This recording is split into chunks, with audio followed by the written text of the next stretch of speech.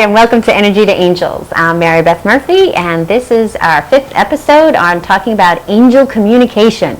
Oh, the big stuff. Here we go. Talking to our angels. It's not as hard as you think. Now, in the last episode, I was talking about, really asking for their help, surrendering, trusting, and following divine direction. So it brings us now into that step of, okay, once I've asked, and once I've surrendered, and once I've trusted, how are they going to talk back to me?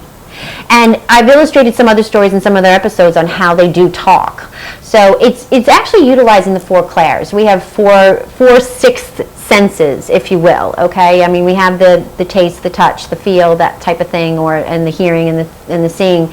These are senses, again, outside the norm of what is very tangible in our life. The clairs, you might have heard of them, are clairaudience, which is clear hearing.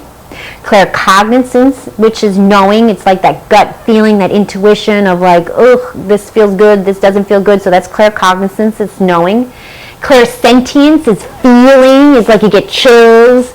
You ever feel like, ooh, chills, or something is like, maybe something's watching you that you can't see, that type of thing. And clairvoyance, which you hear a lot of, is clear sight, okay?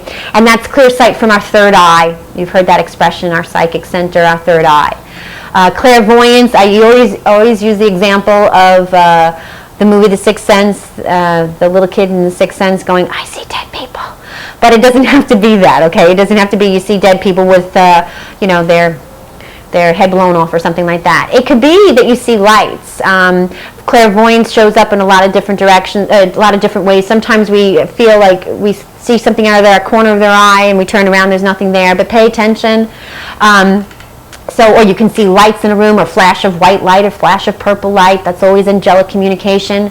Or the feeling of something bad is about to happen. I hate to use that term, but sometimes we feel like something is really going to happen that we're not feeling good about.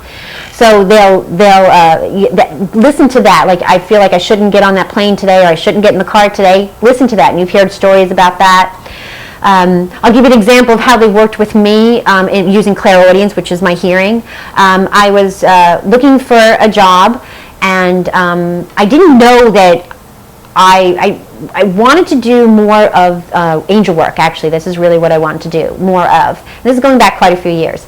And they put me in a situation where I would never have looked for it, but I had this feeling one day to go into a store, and where they did this type of work, and never even thought of going into the store before.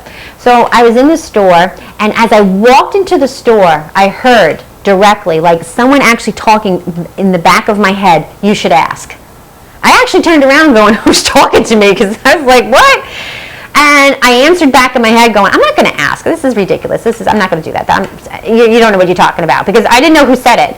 So I was buying some incense, and I was at the head of the store, and I hear again in my head very loudly, "You should ask." And I'm like, I'm not doing that. I've tried this avenue before. I'm not doing that. I was arguing with my angels, because at this point I know it's not someone behind me. I know it's my angels. But they never spoke to me that loudly. They spoke to me so loudly that day. I'll never forget it.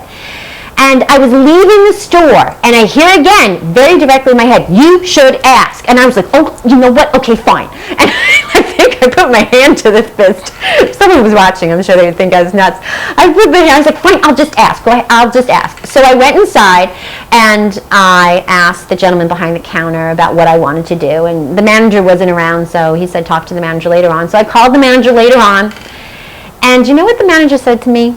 He said, "It's funny you should ask, because we have some openings and we never have openings." See? So, they're talking. But see, I did the steps. I did ask for what I wanted. I didn't know how it was going to happen, okay? I trusted that something would show up. I did trust that. And I did surrender to them, because the how is never up to us. If we ask, we have to let go of the how. We have to not tell them how we want the answer, okay? They will give it to us, they will, but in a way that you can't even fathom. Because I never even saw myself working there. I never thought it could be possible. I never even really actually knew the store existed until I just was like, oh, you know what, I have some time to kill. Why don't I go in there?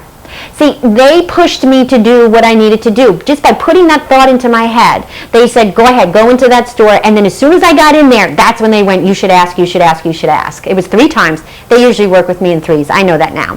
So they really pushed me to do that. And once I gave into that, I had an amazing discovery. This journey of such discovery, I so enjoyed working there. It was the most amazing experience of my life.